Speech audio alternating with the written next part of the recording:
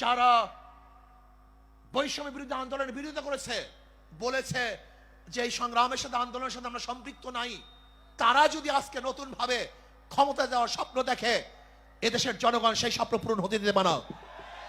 সংস্কারের বিরুদ্ধে সংস্কারের পরেই নির্বাচন হবে।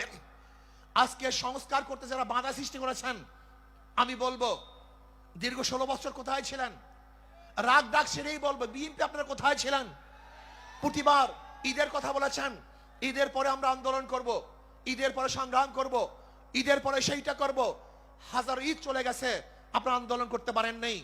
কিন্তু ছাত্র জনতা আজকে আন্দোলনের ভিত্তিতে যে অর্জন করেছে, সেই অর্জনকে ধ্বংস করার চক্রান্ত করতেছেন।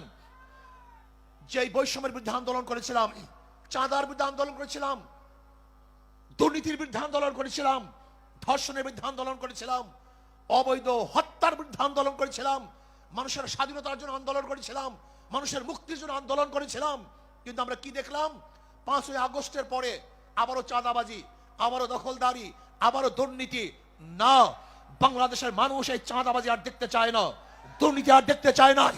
যারা 53 বছর পর্যন্ত বাংলাদেশকে 5 বার দুর্নীতির চ্যাম্পিয়ন করেছে, ওই সমস্ত দলকে বাংলাদেশের জনগণ আর ক্ষমতায় দেখতে চায় না।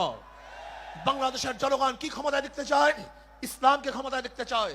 বাংলাদেশের জনগণ ইসলামী আদর্শের মানুষকে ক্ষমতায় দেখতে চায়। যারা খাঁটি ইসলাম, মদিনার ইসলাম নিয়ে সামনে অগ্রসর হবে, বাংলাদেশের মানুষ তাদেরকে গ্রহণ করবে। মদিনার ইসলামের বাহিরে কোন নব ইসলামকে বাংলাদেশের মানুষ গ্রহণ করবে না ইনশাআল্লাহ। প্রিয় ভাইয়ের আমার, আসুন ইসলাম হুকুমাতের জন্য আমাদের সাধনা করতে হবে, চেষ্টা